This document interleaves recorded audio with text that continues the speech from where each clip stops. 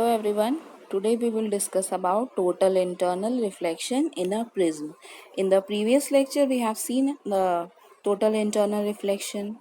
So I hope now it is clear to you all that what is total internal reflection. Again I am just reminding you that when a ray of light travels from a denser medium to a rarer medium and angle of incidence is greater than critical angle, then whole of the light reflect back in the same medium. This phenomena is known as total internal reflection. Clear? Now we'll see how total internal reflection takes place in a prism. So the first type of prism which we will discuss in which the total internal reflection takes place is the right angle isosceles prism. That is a prism having an angle of 90 degree and the other two 45 degrees. So such type of prism is also known as right angle isosceles prism. So how you will define total reflecting prism? A prism having an angle of 90 degree between its two refracting surfaces and the other two angles each equal to 45 degree is called a total reflecting prism.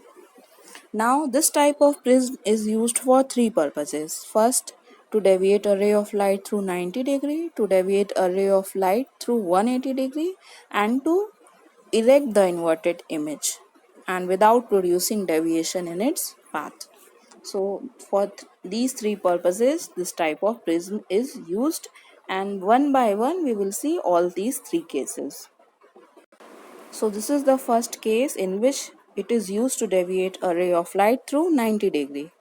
So ABC is a prism in which angle B is 90 degree, angle A and angle C is of 45 degree, as you can see.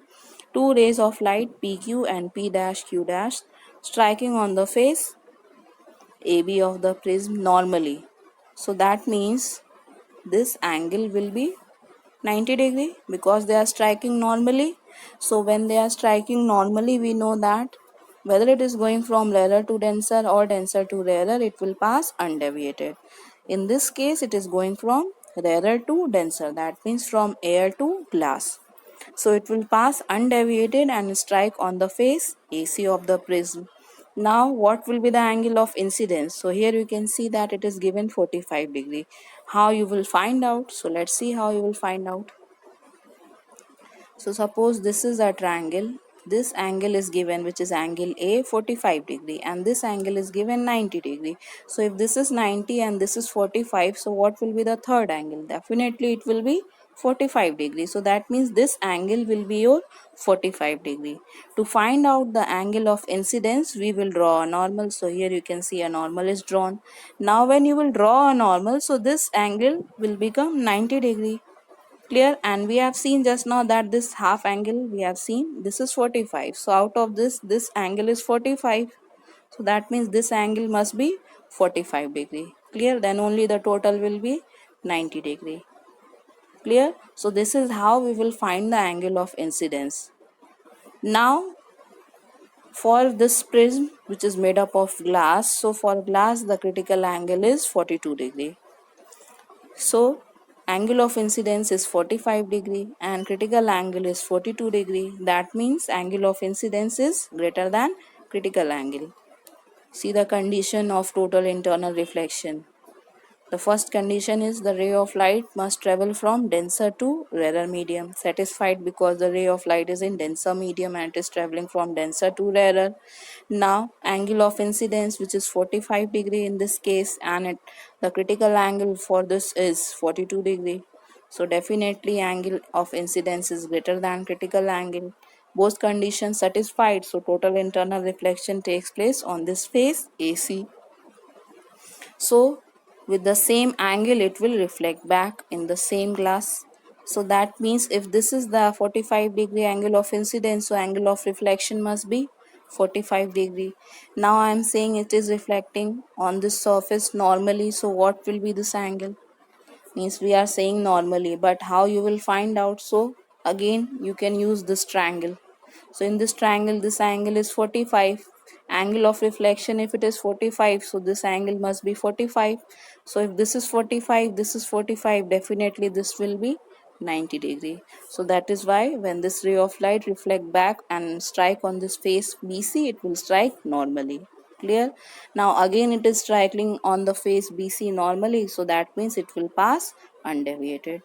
Clear? So this is how the two rays of light deviates through 90 degree using this type of prism. Clear? Now we'll see the use of this action of prism.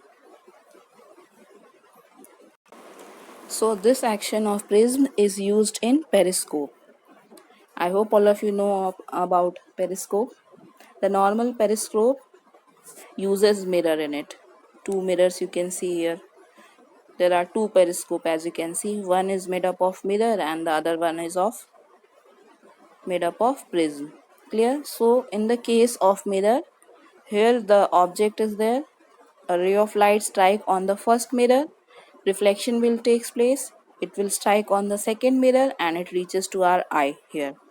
Now in case of mirror, we know that there must not be 100% reflection. A part of light must be absorbed. So because of that, the intensity of image is not higher in the case of when we are using a periscope which is made up of mirror. So when we use prism in place of mirror, so when the ray of light strike on this face of the prism, so there is a deviation of 90 degree and total internal reflection takes place. So that means the intensity will be much higher in the case of prism in comparison to mirror. So that is why a periscope made up of prism is preferred over a prism made up of mirror. Clear? So this is the use of this action of prism, and in periscope it is mostly used. Now we'll see the next case. So this is the next case, which is to deviate a ray of light through 180 degree. So in this case, the face AC will be in this side and AB is along this side. So this is how the prism is kept. Now an object, you can see PQ, from an object two rays of light will strike on this first on the face AC, and they strike on this face AC normally as you can see in the figure. So when they strike on the face AC normally, so we know that this angle will be 90 degree, is it? So again what will be the angle of incidence? So again we will draw a normal. So you can see here is a normal drawn. Now this angle is given 45. So this angle will also be 90 degree.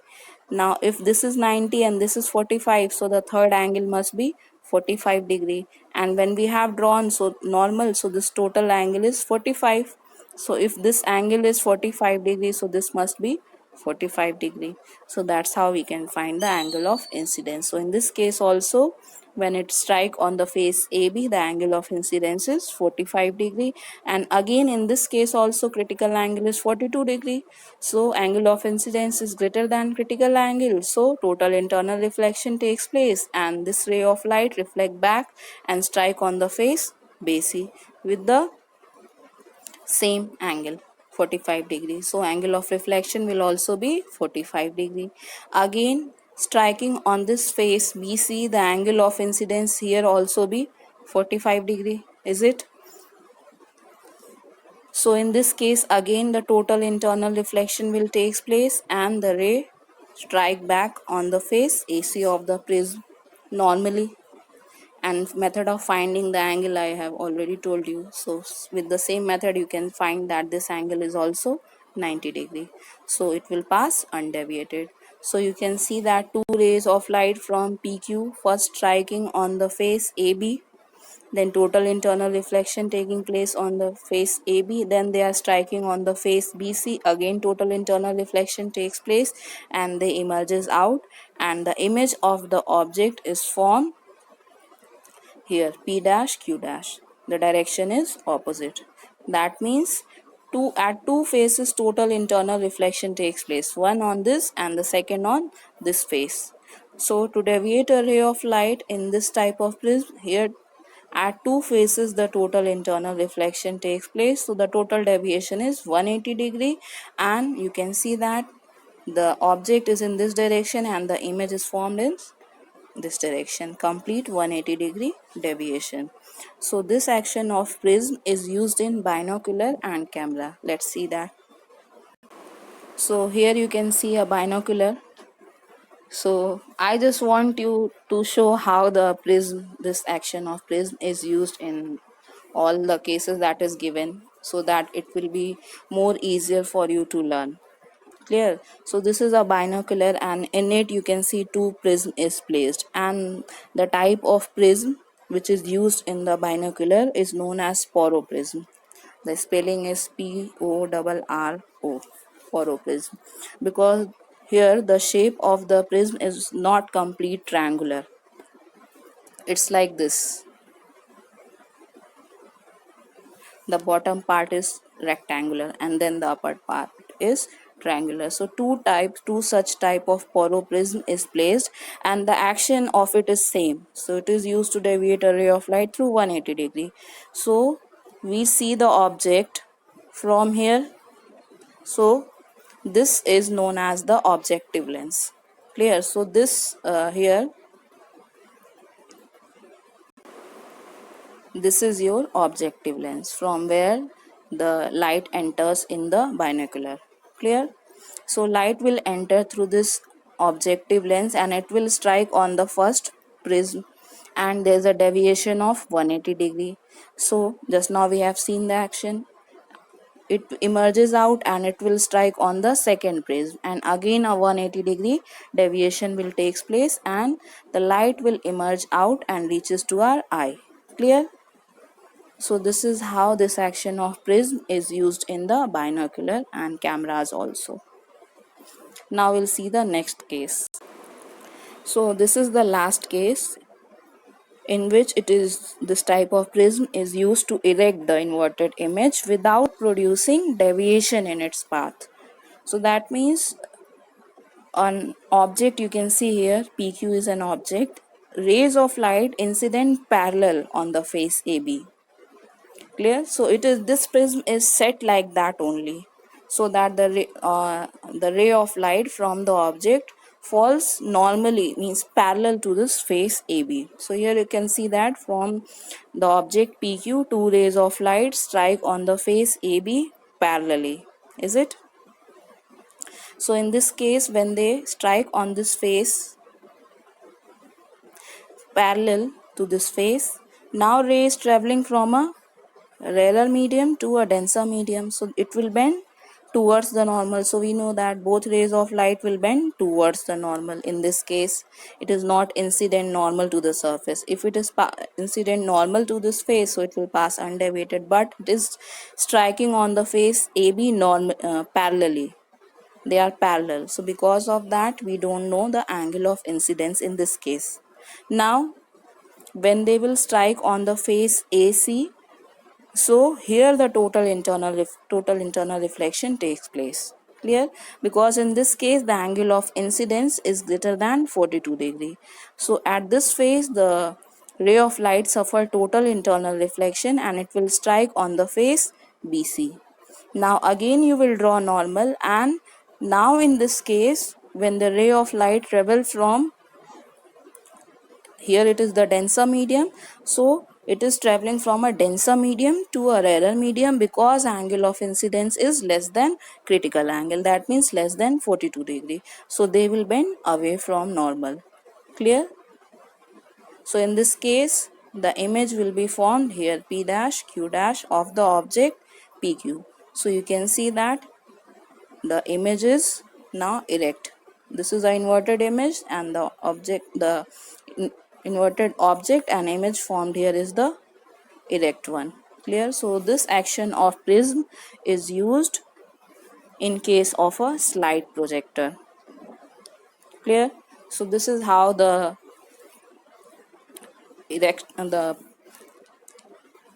total internal reflection takes place in this type of prism to erect the inverted image. Now you can see in the figure, this is not exactly a slide projector, that is, this is a LCD projector which is nowadays are mostly used. So I want to just show you that where the prism is used inside a projector. So here you can see the prism which is used is known as dichroic prism, and here it is placed. Clear? So this is the diagram of a LCD projector. The light comes from a light source and strike on the mirrors, which is placed like this. They are the dichroic mirror. So dichroic mirrors are those mirror which reflect a certain wavelength of light and passes the other wavelength of light. So these are known as the dichroic mirror. And similarly, dichroic prism is a prism that split the light into two beams of different wavelength. So since this is not of your course, I am just telling you that, just want to show you that where the prism is used inside a projector. So that's all you have to know. So this action of prism is used in a slide projector, and this is where it is used in the projector. So I hope the topics are clear to you. If you find any difficulty, then you can clear it. Otherwise, go through your book and then watch the video. I hope that it will be clear to you. So thanks for watching.